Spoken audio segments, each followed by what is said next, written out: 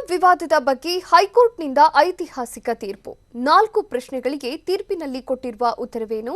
ತೀರ್ಪು ಪ್ರಶ್ನಿಸಿ ಸುಪ್ರೀಂ ಕೋರ್ಟ್ಗೆ ಮೇಲ್ಮನವಿ ಸಲ್ಲಿಸುತ್ತಾರಾ? ನೋಡೋಣ ಹಿಜಾಬ್ ತೀರ್ಪು ನ್ಯೂಸ್ ಟಾಪ್ 9 ನಲ್ಲಿ. ರಾಜ್ಯದಲ್ಲಿ ತೀವ್ರ ಕೋಲಾಹಲಕ್ಕೆ ಕಾರಣವಾಗಿದ್ದ ಹಿಜಾಬ್ ವಿವಾದದ ಬಗ್ಗೆ ಕರ್ನಾಟಕ ಹೈಕೋರ್ಟ್ ಮಹತ್ವದ ತೀರ್ಪು ನೀಡಿದೆ. ಹಿಜಾಬ್ ಇಸ್ಲಾಂ ಧರ್ಮದ ಅತ್ಯಗತ್ಯ ಭಾಗವಲ್ಲ ಅಂತ ಹೈಕೋರ್ಟ್ ಪೂರ್ಣ ಪೀಠ ಮಹತ್ವದ ತೀರ್ಪು ಹೊರಡಿಸಿದೆ. ಅಲ್ಲದೆ ಮುಸ್ಲಿಂ ಮಹಿಳೆಯರು ಹಿಜಾಬ್ ಧರಿಸುವುದು ಕಡ್ಡಾಯವಲ್ಲ ಅಂತ ಸಿಜೆ ಋತುರಾಜ್ ಅವಸ್ಥಿ, ನ್ಯಾಯಮೂರ್ತಿ ಕೃಷ್ಣ ಎಸ್ ದೀಕ್ಷಿತ್, ನ್ಯಾಯಮೂರ್ತಿ ಖಾಜಿ ಜೈಬುನ್ನಿಸಾ ಮೊಯುದ್ದೀನ್ ರವರ ಪೂರ್ಣ ಪೀಠ ತೀರ್ಪು ನೀಡಿದೆ.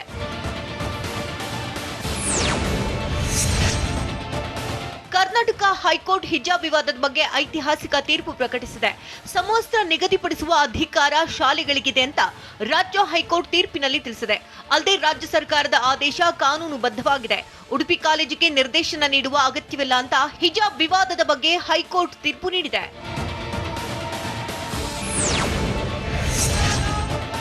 ಶಾಲಾ ಕಾಲೇಜುಗಳಲ್ಲಿ ಹಿಜಾಬ್ ಧರಿಸುವಂತೆ ಅವಕಾಶ ಕೋರಿ ಅರ್ಜಿ ಸಲ್ಲಿಸಿದವರಿಗೆ ಹೈಕೋರ್ಟ್ನಲ್ಲಿ ಹಿನ್ನಡೆಯಾಗಿದೆ. ರಿಟ್ ಅರ್ಜಿಗಳನ್ನು ಹೈಕೋರ್ಟ್ ಪೂರ್ಣಪೀಠ ವಜಾಗೊಳಿಸಿದೆ. ಸಮವಸ್ತ್ರದ ಜೊತೆ ಹಿಜಾಬ್ಗೆ ಅನುಮತಿ ಕೋರಿ ಹೈಕೋರ್ಟ್ಗೆ ಅರ್ಜಿ ಸಲ್ಲಿಸಲಾಗಿತ್ತು.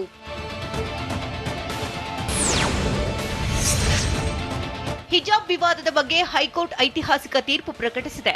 ಕೋರ್ಟ್ ಕಲಾಪ ಆರಂಭವಾಗ್ತಾ ಇದ್ದಂತೆ ಮುಖ್ಯ ನ್ಯಾಯಮೂರ್ತಿ ಋತುರಾಜ್ ಅವಸ್ಥಿ ತೀರ್ಪಿಗೆ ಸಹಿ ಹಾಕಿದ್ರು. ತೀರ್ಪಿನ ಪ್ರತಿ ಪುಟಕ್ಕೆ ಸಹಿ ಹಾಕಿ ಕೆಲವು ಪ್ರಶ್ನೆಗಳನ್ನ ರಚಿಸಿದ್ದೇವೆ, ಅವುಗಳಿಗೆ ಉತ್ತರವನ್ನೂ ನೀಡಿದ್ದೇವೆ ಅಂತ ಹೇಳಿದ್ರು.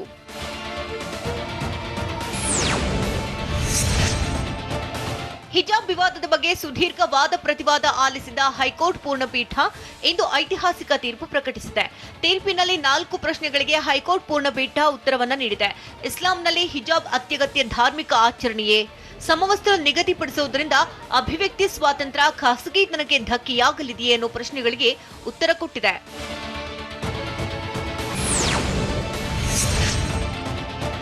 ಕರ್ನಾಟಕ ಹೈಕೋರ್ಟ್ನ ಪೂರ್ಣಪೀಠ ಐತಿಹಾಸಿಕ ತೀರ್ಪು ಪ್ರಕಟಿಸಿದೆ. ಇದೇ ವೇಳೆ ತೀರ್ಪಿನಲ್ಲಿ 4 ಪ್ರಶ್ನೆಗಳಿಗೆ ಉತ್ತರ ಕೊಟ್ಟಿದೆ.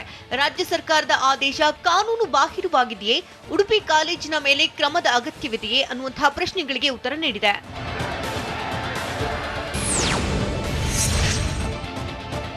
ಹಿಜಾಬ್ ಇಸ್ಲಾಂ ಧರ್ಮದ ಅತ್ಯಗತ್ಯ ಭಾಗವಲ್ಲ ಅಂತ ಹೈಕೋರ್ಟ್ ಮಹತ್ವದ ತೀರ್ಪು ನೀಡಿದೆ. ಹಿಜಾಬ್ ಧರಿಸುವುದು ಮುಸ್ಲಿಂ ಮಹಿಳೆಯರ ಅತ್ಯಗತ್ಯ ಭಾಗವಲ್ಲ, ಸರ್ಕಾರದ ಆದೇಶ ಕಾನೂನುಬದ್ಧವಾಗಿದೆ ಅಂತ ಹೈಕೋರ್ಟ್ ತೀರ್ಪಿನಲ್ಲಿ ಹೇಳಿದೆ. ಇದೇ ವೇಳೆ ತೀರ್ಪು ನೀಡಿದ ನ್ಯಾಯಮೂರ್ತಿಗಳಿಗೆ ಎಜಿ ಪ್ರಭುಲಿಂಗ್ ನಾವದಗಿ ಧನ್ಯವಾದ ಹೇಳಿದ್ದಾರೆ.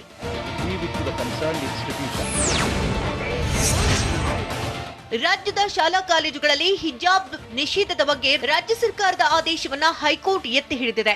ಬೆಳಗ್ಗೆ 10:30ಕ್ಕೆ ಹಿಜಾಬ್ ಪ್ರಕರಣಕ್ಕೆ ಸಂಬಂಧಿಸಿದಂತೆ ಹೈಕೋರ್ಟ್ನಲ್ಲಿ ಕಲಾಪ ಆರಂಭವಾಯಿತು. ಬಳಿಕ 10:32ರ ವೇಳೆಗೆ 3 ನ್ಯಾಯಮೂರ್ತಿಗಳು ತೀರ್ಪಿಗೆ ಸಹಿ ಹಾಕುವ ಪ್ರಕ್ರಿಯೆ ಪೂರ್ಣಗೊಳಿಸಿದ್ರು. ನಂತರ ಬೆಳಗ್ಗೆ 10:38ರವರೆಗೆ ತೀರ್ಪು ಪ್ರಕಟಿಸಿ ಹೈಕೋರ್ಟ್ ವಿಚಾರಣೆ ಮುಕ್ತಾಯಗೊಳಿಸಿತು.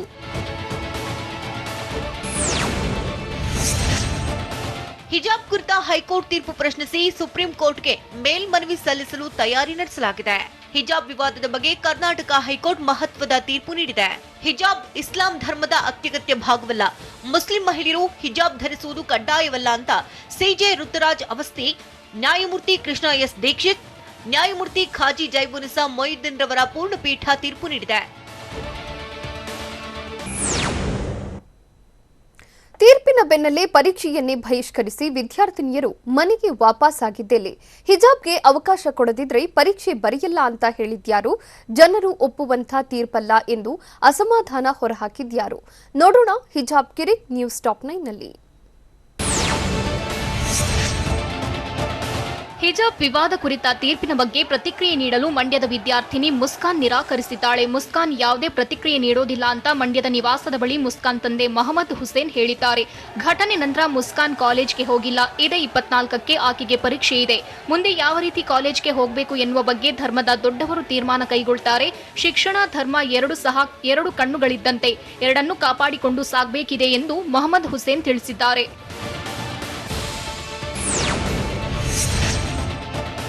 ಹಿಜಾಬ್ಗೆ ಅನುಮತಿ ಕೋರಿದ್ದ ಅರ್ಜಿ ಹೈಕೋರ್ಟ್ನಲ್ಲಿ ವಜಾಗೊಂಡ ಬೆನ್ನಲ್ಲೇ ಯಾದಗಿರಿಯಲ್ಲಿ ಪರೀಕ್ಷೆ ಬಹಿಷ್ಕರಿಸಿ ವಿದ್ಯಾರ್ಥಿನಿಯರು ಮನೆಗೆ ವಾಪಸ್ಸಾಗಿದ್ದಾರೆ. ಸುರಪುರ ತಾಲೂಕಿನ ಕೆಂಬಾವಿ ಪಟ್ಟಣದಲ್ಲಿರುವ ಸರ್ಕಾರಿ ಪದವಿ ಪೂರ್ವ ಕಾಲೇಜಿನ ವಿದ್ಯಾರ್ಥಿನಿಯರು ಮನೆಗೆ ಮರಳಿದ್ದಾರೆ. ಹಿಜಾಬ್ ತೆಗೆಯದೆ ಬೆಳಗ್ಗೆಯಿಂದ ತರಗತಿಯಲ್ಲಿ ಕೂತಿದ್ದ ವಿದ್ಯಾರ್ಥಿನಿಯರು ಹಿಜಾಬ್ ಬಿಟ್ಟು ತರಗತಿಗೆ ಬರೋದಿಲ್ಲ ಅಂತ ತಿಳಿಸಿ ದ್ವಿತೀಯ ಪಿಯುಸಿ ಪೂರ್ವಭಾವಿ ಪರೀಕ್ಷೆಯನ್ನ ಬಹಿಷ್ಕರಿಸಿ ಮನೆಗೆ ಹೋಗಿದ್ದಾರೆ.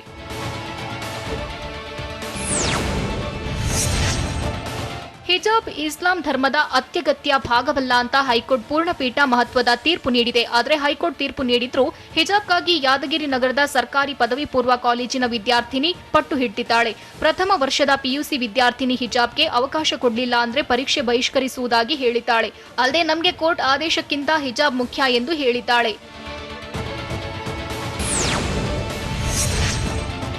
ಹೈಕೋರ್ಟ್ ತೀರ್ಪಿಗೆ ಹಾಸನ ವಿದ್ಯಾರ್ಥಿನಿಯರು ವಿರೋಧ ವ್ಯಕ್ತಪಡಿಸಿದ್ದಾರೆ. ನಮಗೆ ಹಿಜಾಬ್ ಬೇಕು, ಶಿಕ್ಷಣವೂ ಬೇಕು. ಹಿಜಾಬ್ ಇಲ್ಲದೆ ಯಾವುದೇ ಕಾರಣದಿಂದ ಕಾಲೇಜ್ಗೆ ಹೋಗಲ್ಲ. 3 ವಾರದಿಂದ ಕಾಲೇಜ್ ಹೊರಗೆ ಕುಳಿತಿದ್ದೇವೆ.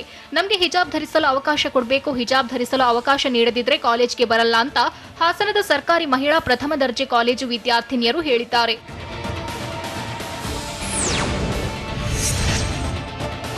ಹೈಕೋರ್ಟ್ ತೀರ್ಪನ್ನ ನಾವು ಸುಪ್ರೀಂ ಕೋರ್ಟ್ನಲ್ಲಿ ಪ್ರಶ್ನಿಸುತ್ತೇವೆ ಅಂತ ಎಸ್ಡಿಪಿಐ ಮುಖಂಡ ಅಮೀನ್ ಮೊಹಸಿನ್ ಹೇಳಿದ್ದಾರೆ. ಮಡಿಕೇರಿಯಲ್ಲಿ ಮಾತನಾಡಿದವರು, ಈ ತೀರ್ಪು ಜನರು ಒಪ್ಪುವಂತಹ ತೀರ್ಪಲ್ಲ. ಉತ್ತರ ಭಾಗದಲ್ಲಿ ಸಿಖ್ಖರು ಟರ್ಬನ್ ಧರಿಸುತ್ತಾರೆ, ಮಾರ್ವಾಡಿಗಳು ತಲೆಗೆ ವಸ್ತ್ರ ಧರಿಸುತ್ತಾರೆ.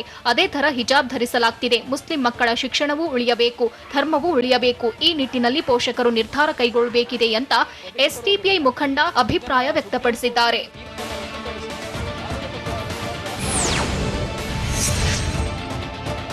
ಹಿಜಾಬ್ ಬಗ್ಗೆ ನ್ಯಾಯಾಲಯ ತೀರ್ಪು ಕೊಟ್ಟಿದೆ. ಇದನ್ನ ನಾವು ಪ್ರಶ್ನಿಸಿ ಸುಪ್ರೀಂ ಕೋರ್ಟ್ಗೆ ಹೋಗ್ತೇವೆ ಅಂತ ಕಾಂಗ್ರೆಸ್ ಶಾಸಕ ತನ್ವೀರ್ ಸೇಠ್ ಹೇಳಿದ್ದಾರೆ. ದೇಶವನ್ನ ಪ್ರಗತಿಪರವಾಗಿ ಕಟ್ಟಬೇಕು, ಆದರೆ ದೇಶದ ಐಕ್ಯತೆಗೆ ಇವತ್ತು ಧಕ್ಕೆ ಬಂದಿದೆ. ಇದರಲ್ಲಿ ಯಾವುದೇ ರಾಜಕೀಯವಿಲ್ಲ. ಮತಾಂತರ ನಿಷೇಧ ಕಾಯ್ದೆ ಇರಬಹುದು ಅಥವಾ ಹಿಜಾಬ್ ನಿಷೇಧ ಇರಬಹುದು. ಒಂದು ಸಮುದಾಯವನ್ನ ಟಾರ್ಗೆಟ್ ಮಾಡುವುದೇ ಆಗಿದೆ ಎಂದು ತನ್ವೀರ್ ಸೇಠ್ ಆರೋಪಿಸಿದ್ದಾರೆ.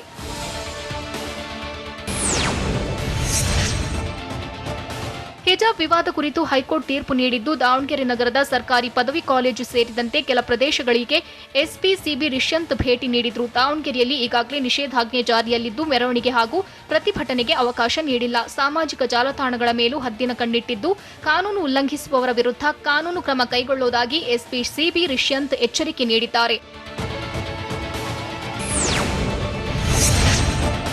ಹಿಜಾಬ್ ವಿವಾದದ ಬಗ್ಗೆ ಹೈಕೋರ್ಟ್ ತೀರ್ಪು ನೀಡಿದ್ದು, ಚಿತ್ರದುರ್ಗ ನಗರದ ಸರ್ಕಾರಿ ಬಾಲಕಿಯರ ಪಿಯು ಕಾಲೇಜ್ಗೆ ಪಿಯು ಡೆಪ್ಯೂಟಿ ಡೈರೆಕ್ಟರ್ ಶೋಭಾ ಭೇಟಿ ನೀಡಿದ್ರು. ಬಳಿಕ ಮಾತನಾಡಿದವರು, ಪಿಯು ಪೂರ್ವ ಸಿದ್ಧತಾ ಪರೀಕ್ಷೆ ನಡೆಯುತ್ತಿದೆ.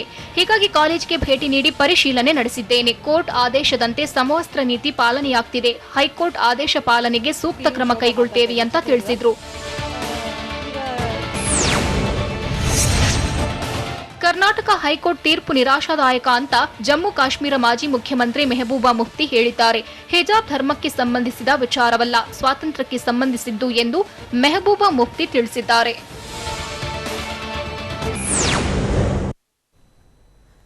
ವಿದ್ಯಾರ್ಥಿನಿಯರು ಹಠ ಮಾಡದೆ ಕಾಲೇಜಿಗೆ ಬರಬೇಕು ಅಂತ ಹೇಳಿದ್ಯಾರು? ಕಾಂಗ್ರೆಸ್ ನಾಯಕರಿಗೆ ಶಾಸಕ ಯತ್ನಾಳ್ ಟಾಂಗ್ ಕೊಟ್ಟಿದ್ದು ಹೇಗಿತ್ತು?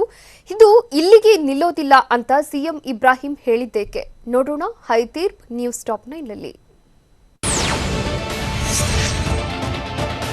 ಹೈಕೋರ್ಟ್ ತೀರ್ಪಿನ ಕುರಿತು ಬಿಜೆಪಿ ಶಾಸಕ ರಘುಪತಿ ಭಟ್ ಪ್ರತಿಕ್ರಿಯಿಸಿದ್ದಾರೆ. ಹೈಕೋರ್ಟ್ ಐತಿಹಾಸಿಕ ತೀರ್ಪು ನೀಡಿದೆ. 6 ವಿದ್ಯಾರ್ಥಿನಿಯರು ಹಠ ಮಾಡದೆ ಕಾಲೇಜಿಗೆ ಬರಬೇಕು. ಇಷ್ಟು ದಿನ ಕಾಲೇಜಿಗೆ ಬರದೆ ಶಿಕ್ಷಣಕ್ಕೆ ಸಮಸ್ಯೆಯಾಗಿದೆ. ಅಂಥವರಿಗೆ ಪ್ರತ್ಯೇಕ ನೋಟ್ಸ್ ಕೂಡ ನೀಡಲಾಗುವುದು ಅಂತ ಬೆಂಗಳೂರಿನಲ್ಲಿ ಬಿಜೆಪಿ ಶಾಸಕ ರಘುಪತಿ ಭಟ್ ಹೇಳಿದ್ದಾರೆ.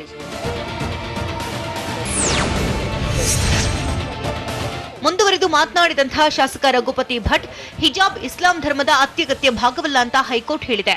ಸಮವಸ್ತ್ರ ಇಲ್ಲದ ಶಾಲೆಗಳಲ್ಲೂ ಹಿಜಾಬ್ ಧರಿಸಬಾರದು. ಈ ಬಗ್ಗೆ ರಾಜ್ಯ ಸರ್ಕಾರ ಕಠಿಣ ಕ್ರಮ ತೆಗೆದುಕೊಳ್ಳಲಿದೆ. ಮುಸಲ್ಮಾನರು ಆದೇಶ ಪಾಲಿಸುತ್ತಾರೆಂಬ ನಂಬಿಕೆ ಇದೆ. ನಾನು ಮುಸ್ಲಿಂ ಒಕ್ಕೂಟದ ಜೊತೆಯೂ ಮಾತನಾಡಿದ್ದೇನೆ. ಹೈಕೋರ್ಟ್ ಆದೇಶ ಪಾಲಿಸುತ್ತೇವೆ ಅಂತ ಅವರು ಹೇಳಿದ್ದಾರೆ ಅಂತ ರಘುಪತಿ ಭಟ್ ಹೇಳಿದ್ದಾರೆ.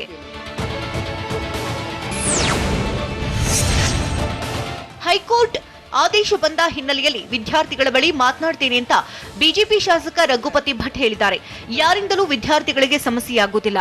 ಅರ್ಜಿದಾರರ ಪರ ವಕೀಲರು ಹೈಕೋರ್ಟ್ ತೀರ್ಪನ್ನ ಪ್ರಶ್ನಿಸಿ ಸುಪ್ರೀಂಗೆ ಹೋದ್ರೆ ಅಲ್ಲಿಯೂ ನಮಗೆ ಜಯ ಸಿಗುವ ನಂಬಿಕೆ ಇದೆ ಅಂತ ಬೆಂಗಳೂರಿನಲ್ಲಿ ಬಿಜೆಪಿ ಶಾಸಕ ರಘುಪತಿ ಭಟ್ ಹೇಳಿದ್ದಾರೆ.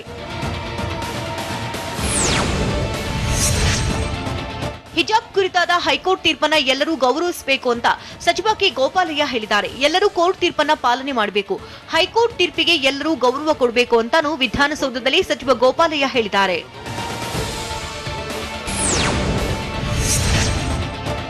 ಹಿಜಾಬ್ಗೆ ಅನುಮತಿ ಕೋರಿದ್ದ ಅರ್ಜಿಯನ್ನು ಹೈಕೋರ್ಟ್ ವಜಾಗೊಳಿಸಿದ ಬಗ್ಗೆ ಕೇಂದ್ರ ಸಚಿವ ಪ್ರಹ್ಲಾದ್ ಜೋಶಿ ರಿಯಾಕ್ಟ್ ಮಾಡಿದ್ದಾರೆ. ಹೈಕೋರ್ಟ್ ತೀರ್ಪನ್ನು ನಾವು ಸ್ವಾಗತಿಸುತ್ತೇವೆ. ರಾಜ್ಯದ ಪ್ರತಿಯೊಬ್ಬರೂ ಹೈಕೋರ್ಟ್ ತೀರ್ಪು ಪಾಲಿಸಬೇಕು. ಎಲ್ಲರೂ ಶಾಂತಿ ಸುವ್ಯವಸ್ಥೆ ಕಾಪಾಡಬೇಕು. ವಿದ್ಯಾರ್ಥಿಗಳು ಶಿಕ್ಷಣಕ್ಕೆ ಒತ್ತು ನೀಡಬೇಕು ಅಂತ ದೆಹಲಿಯಲ್ಲಿ ಕೇಂದ್ರ ಸಚಿವ ಪ್ರಹ್ಲಾದ್ ಜೋಶಿ ಮನವಿ ಮಾಡಿದ್ದಾರೆ.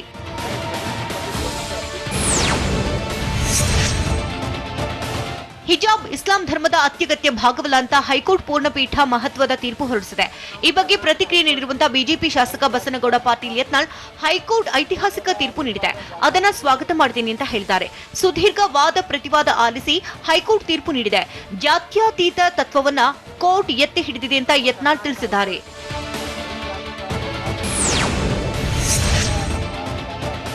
ಹಿಜಾಬ್ ವಿವಾದದ ಬಗ್ಗೆ ಪ್ರತಿಕ್ರಿಯೆ ನೀಡಿರುವಂತಹ ಬಿಜೆಪಿ ಶಾಸಕ ಬಸನಗೌಡ ಪಾಟೀಲ್ ಯತ್ನಾಳ್, ಕಾಂಗ್ರೆಸ್ ನಾಯಕರಿಗೆ ಟಾಂಗ್ ಕೊಟ್ಟಿದ್ದಾರೆ. ಮೂಲಭೂತವಾದಿಗಳು ದೇಶ ಒಡೆಯಲು ಇಸ್ಲಾಂ ಹೆಸರಲ್ಲಿ ಆಂತರಿಕ ಭಯೋತ್ಪಾದನೆ ಸೃಷ್ಟಿಸಿದ್ದಾರೆ. ಯುಟಿ ಖಾದರ್, ಜಮೀರ್ ಅಹಮದ್ ಹೇಳಿಕೆಗಳಿಗೆ ಬೆಲೆಗಿಲ್ಲ. ಅವರು ಎಲ್ಲಿ ಹೋಗ್ತಾರೆ ಹೋಗ್ಲಿ. ನ್ಯಾಯಾಲಯ ಸಂವಿಧಾನಾತ್ಮಕ ವ್ಯವಸ್ಥೆಯನ್ನು ಎತ್ತಿ ಹಿಡಿದಿದೆ ಅಂತ ಬೆಂಗಳೂರಿನಲ್ಲಿ ಶಾಸಕ ಯತ್ನಾಳ್ ಹೇಳಿದ್ದಾರೆ. ಕೋರ್ಟ್ ತೀರ್ಪನ್ನ ಎಲ್ಲರೂ ಪಾಲಿಸಬೇಕು. ಅವರಿಗೆ ಬೇಕಾದ್ರೆ ಮೇಲ್ಮನವಿ ಸಲ್ಲಿಸುವ ಅವಕಾಶವಿದೆ ಅಂತ ಟಿವಿ9ಗೆ ವಿಧಾನಸಭೆ ವಿಪಕ್ಷ ನಾಯಕ ಯುಟಿ ಖಾದರ್ ಹೇಳಿಕೆ ನೀಡಿದ್ದಾರೆ.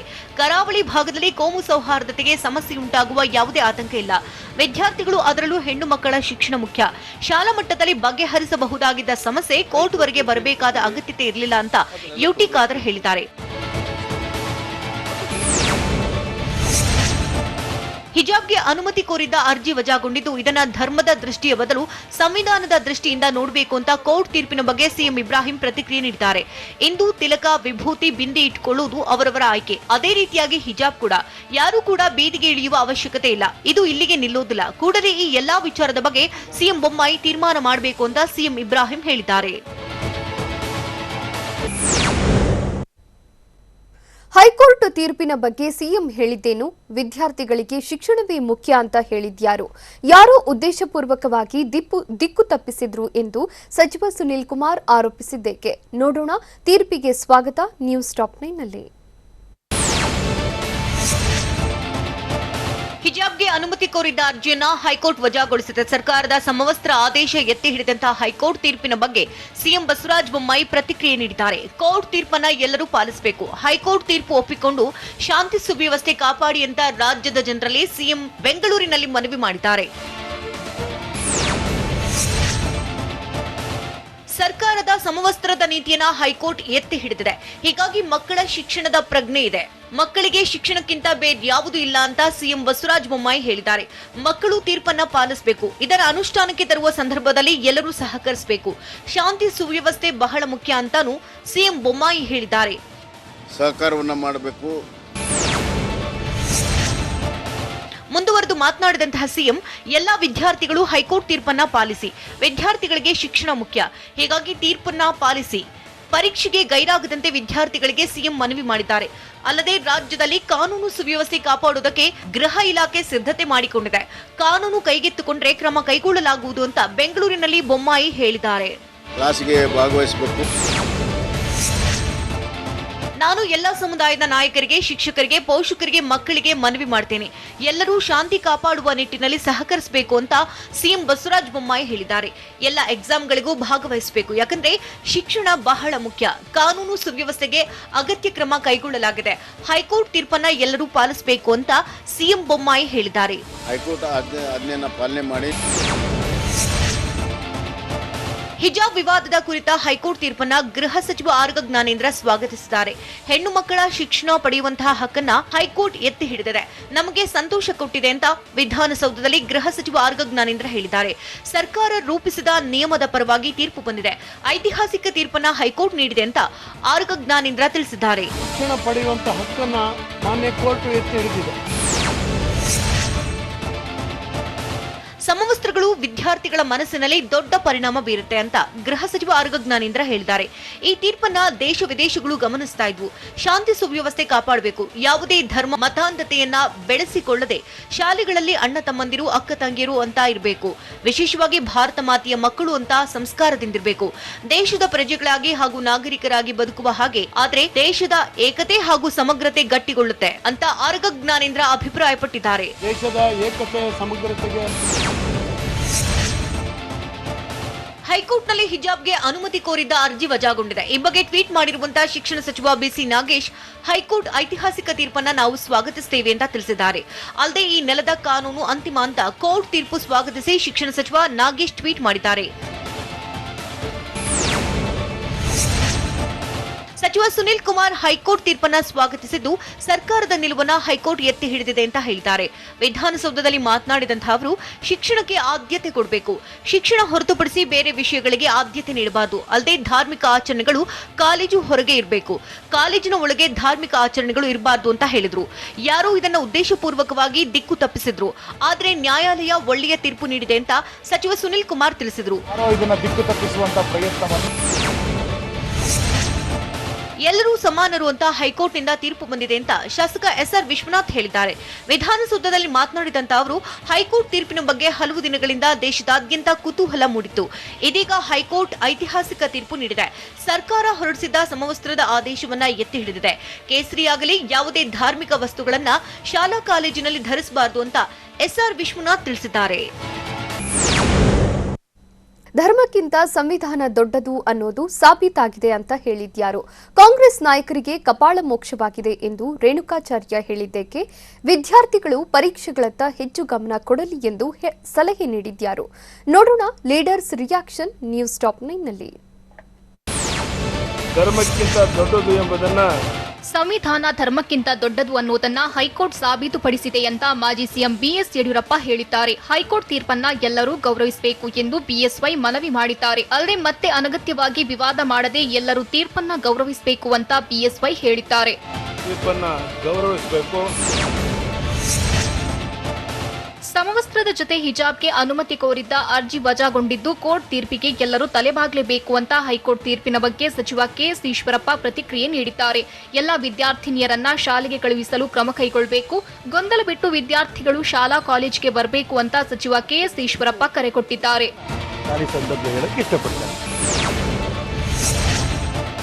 ಹೈಕೋರ್ಟ್ ತೀರ್ಪಿಗೆ ತಲೆಬಾಗಿ ಶಿಕ್ಷಣಕ್ಕೆ ಒತ್ತು ಕೊಡಬೇಕು ಅಂತ ಶಿವಮೊಗ್ಗದಲ್ಲಿ ಸಂಸದ ಬಿವೈ ರಾಘವೇಂದ್ರ ಹೇಳಿದ್ದಾರೆ. ಧರ್ಮದ ಚೌಕಟ್ಟಿನಲ್ಲಿ ಹಿಜಾಬ್ ಬರಲ್ಲ ಅಂತ ಕೋರ್ಟ್ ಹೇಳಿದೆ. ಹೀಗಾಗಿ ಧರ್ಮಕ್ಕೆ ಮನೆಯಲ್ಲಿ ಗೌರವ ಕೊಟ್ಟು ಶಿಕ್ಷಣಕ್ಕೆ ಆದ್ಯತೆ ನೀಡಿ ಭವಿಷ್ಯ ರೂಪಿಸಿಕೊಳ್ಳಬೇಕು ಎಂದು ಬಿವೈ ರಾಘವೇಂದ್ರ ತಿಳಿಸಿದ್ದಾರೆ.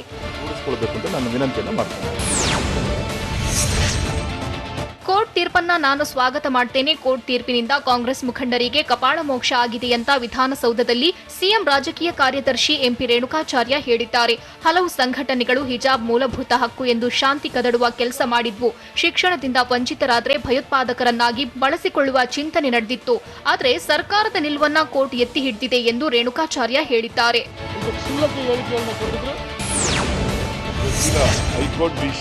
ಕೋರ್ಟ್ ತೀರ್ಪು ನೀಡಿದೆ, ಅದನ್ನ ಪಾಲಿಸಬೇಕು. ಇದರಿಂದ ನಮಗೆ ಕಪಾಳ ಮೋಕ್ಷ ಆಗಿದೆ ಎನ್ನಲಾಗಲ್ಲ ಅಂತ ವಿಪಕ್ಷ ನಾಯಕ ಸಿದ್ದರಾಮಯ್ಯ ಹೇಳಿದ್ದಾರೆ.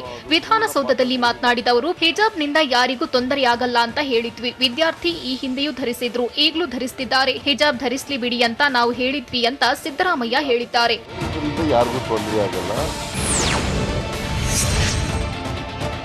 ಹಿಜಾಬ್ಗೆ ಅನುಮತಿ ಕೋರಿದ್ದ ಅರ್ಜಿಯನ್ನ ವಜಾಗೊಳಿಸಿದ ಹೈಕೋರ್ಟ್ ತೀರ್ಪನ್ನ ಎಲ್ಲರೂ ಪಾಲಿಸಬೇಕು ಅಂತ ಮಾಜಿ ಸಚಿವ ಪ್ರಿಯಾಂಕ್ ಖರ್ಗೆ ಹೇಳಿದ್ದಾರೆ. ವಿಧಾನಸೌಧದಲ್ಲಿ ಮಾತನಾಡಿದವರು, ಈಗ ರಾಜ್ಯ ಸರ್ಕಾರದ ಜವಾಬ್ದಾರಿ ಹೆಚ್ಚಾಗಿದೆ, ವಿದ್ಯಾರ್ಥಿಗಳು ಪರೀಕ್ಷೆಗಳತ್ತ ಹೆಚ್ಚು ಗಮನ ಕೊಡಲಿ ಅಂತ ಶಾಸಕ ಪ್ರಿಯಾಂಕ್ ಖರ್ಗೆ ಹೇಳಿದ್ದಾರೆ.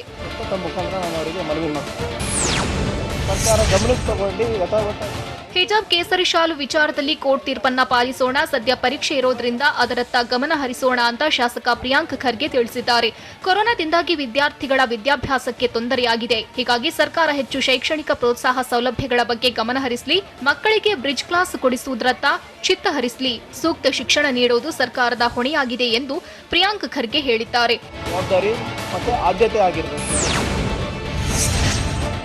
ಹಿಜಾಬ್ ಬಗ್ಗೆ ಹೈಕೋರ್ಟ್ ಮಹತ್ವದ ತೀರ್ಪು ನೀಡಿದ್ದು, ಈ ಬಗ್ಗೆ ತುಮಕೂರಿನ ಸಿದ್ದಗಂಗಾ ಮಠದ ಸಿದ್ದಲಿಂಗ ಸ್ವಾಮೀಜಿ ಪ್ರತಿಕ್ರಿಯೆ ನೀಡಿದ್ದಾರೆ. ಹೈಕೋರ್ಟ್ ಪೂರ್ಣಪೀಠ ಎಲ್ಲವನ್ನೂ ಕೂಲಂಕುಷವಾಗಿ ಅಧ್ಯಯನ ಮಾಡಿ ತೀರ್ಪು ಪ್ರಕಟ ಮಾಡಿದೆ. ಸರ್ಕಾರ ಏನು ಆದೇಶ ಹೊರಡಿಸಿತ್ತೋ ಆ ಕಾನೂನನ್ನ ಪಾಲನೆ ಮಾಡಬೇಕು. ಮಕ್ಕಳ ಕಲಿಕೆ ಎಂದೂ ಹಿಂದುಳಿಯಬಾರದು. ಇಂದಿನ ತೀರ್ಪನ್ನ ಎಲ್ಲರೂ ಕೂಡ ಪಾಲನೆ ಮಾಡಿ ಆ ಮೂಲಕ ಉತ್ತಮ ವಾತಾವರಣ ನಿರ್ಮಾಣವಾಗಲಿದೆ ಎಂದು ಆಶಿಸುವೆ ಎಂದು ಸಿದ್ದಲಿಂಗ ಸ್ವಾಮೀಜಿ ಹೇಳಿದ್ದಾರೆ.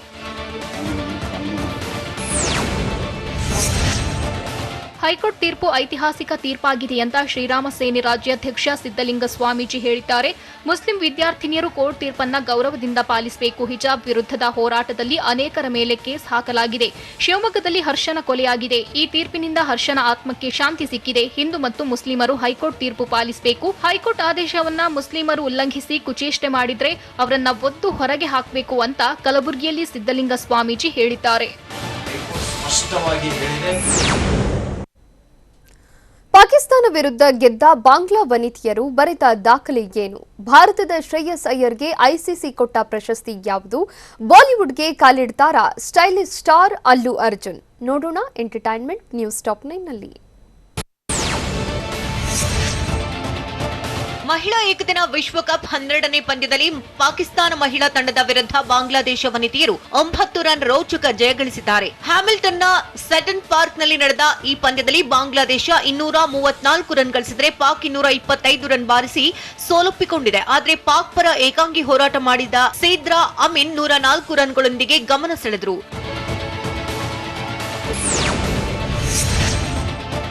ಮಹಿಳಾ ವಿಶ್ವಕಪ್ನಲ್ಲಿ ಪಾಕಿಸ್ತಾನದ ವಿರುದ್ಧ ರೋಚಕ ಜಯ ಗಳಿಸಿರುವಂತಹ ಬಾಂಗ್ಲಾದೇಶ ಮಹಿಳಾ ತಂಡ ಇತಿಹಾಸ ನಿರ್ಮಿಸಿದೆ. ವನಿತಾ ವಿಶ್ವಕಪ್ನಲ್ಲಿ ಚೊಚ್ಚಲ ಬಾರಿಗೆ ಗೆದ್ದ ದಾಖಲೆಗೆ ಬಾಂಗ್ಲಾ ಕಾರಣವಾಗಿದೆ. ಪಾಕಿಸ್ತಾನ ವಿರುದ್ಧ ಪಂದ್ಯ ಗೆದ್ದಿರುವ ಬಾಂಗ್ಲಾ ಈ ಟೂರ್ನಿಯಲ್ಲಿ ಚೊಚ್ಚಲ ಜಯ ದಾಖಲಿಸಿದೆ. ಆಡಿರುವ 3 ಪಂದ್ಯಗಳಲ್ಲಿ ಬಾಂಗ್ಲಾ 2 ಪಂದ್ಯಗಳಲ್ಲಿ ಸೋತಿತ್ತು. ಟೀಂ ಇಂಡಿಯಾದ ಉದಯೋನ್ಮುಖ ಬ್ಯಾಟ್ಸ್ಮನ್ ಶ್ರೇಯಸ್ ಅಯ್ಯರ್ಗೆ ICC player of the month ಪ್ರಶಸ್ತಿ ಒಲಿದಿದೆ. ಫೆಬ್ರವರಿ ತಿಂಗಳ ಆಟಗಾರರಾಗಿ ಅಯ್ಯರ್ ಗುರುತಿಸಿಕೊಂಡಿದ್ದಾರೆ. ಮಹಿಳೆಯರಲ್ಲಿ ತಿಂಗಳ ಆಟಗಾರ್ತಿ ಪ್ರಶಸ್ತಿ ನ್ಯೂಜಿಲೆಂಡ್ನ ಆಲ್ರೌಂಡರ್ ಅಮೆಲಿಯಾ ಕೇರ್ ಪಡೆದುಕೊಂಡಿದ್ದಾರೆ.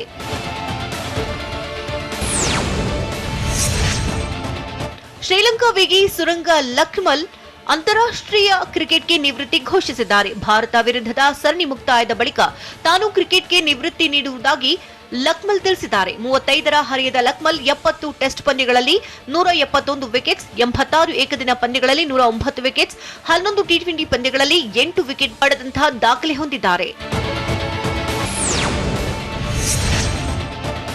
ಭಾರತದ ಮಾಜಿ ನಾಯಕ ವಿರಾಟ್ ಕೊಹ್ಲಿ ಜೊತೆ ಸೆಲ್ಫಿ ತೆಗೆಯುವುದಕ್ಕೆ ಭದ್ರತೆ ತಪ್ಪಿಸಿ ಮೈದಾನಕ್ಕೆ ಪ್ರವೇಶಿಸಿದ 4 ಕ್ರಿಕೆಟ್ ಅಭಿಮಾನಿಗಳನ್ನು ಪೊಲೀಸರು ಬಂಧಿಸಿದ್ದಾರೆ.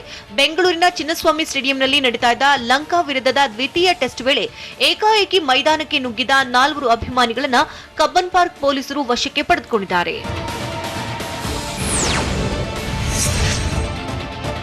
ಪವರ್ ಸ್ಟಾರ್ ಪುನೀತ್ ರಾಜ್ಕುಮಾರ್ ಅಭಿನಯದ ಜೇಮ್ಸ್ ಸಿನಿಮಾ ರಿಲೀಸ್ಗೆ 2 ದಿನ ಬಾಕಿ ಇದೆ. ಹೀಗಾಗಿ ಈಗಾಗಲೇ ದೊಡ್ಡಮನೆ ಅಭಿಮಾನಿಗಳು ಪುನೀತ್ ಕೊನೆಯ ಸಿನಿಮಾವನ್ನ ಭರ್ಜರಿಯಾಗಿ ಸ್ವಾಗತಿಸೋಕೆ ಸಜ್ಜಾಗಿದ್ದಾರೆ. ಥಿಯೇಟರ್ ಮುಂದೆ ಸಂಭ್ರಮಿಸುವುದಕ್ಕೆ ಎಲ್ಲ ಸಿದ್ಧತೆ ಮಾಡಿಕೊಂಡಿದ್ದಾರೆ.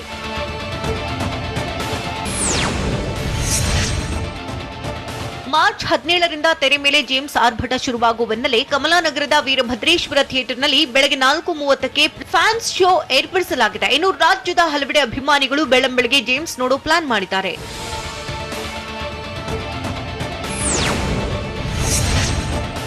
ಸ್ಯಾಂಡಲ್ವುಡ್ನ ಹಿಟ್ ಸಿನಿಮಾ ಕಿರಿಕ್ ಪಾರ್ಟಿಯಲ್ಲಿ ಕಂಚಿನ ಕಂಠದ ಕಳನಟ ವಸಿಷ್ಠ ಸಿಂಹ ನೇಚ ಸುಳ್ಳು ಸುತ್ತೋ ನಾಲಿಗೆ ಅನ್ನುವಂತಹ ಹಾಡನ್ನ ಹಾಡಿ ಕಮಾಲ್ ಮಾಡಿದ್ರು. ಈಗ ಅದೇ ಹಾಡನ್ನ ಬಾಲಕನೊಬ್ಬ ನಟ ವಸಿಷ್ಠ ಮುಂದೆ ಹಾಡಿ ಮೋಡಿ ಮಾಡಿದ್ದಾರೆ. ಬಾಲಕನ ಹಾಡಿನ ಶೈಲಿಗೆ ವಸಿಷ್ಠ ಫಿದಾ ಆಗಿದ್ದಾರೆ.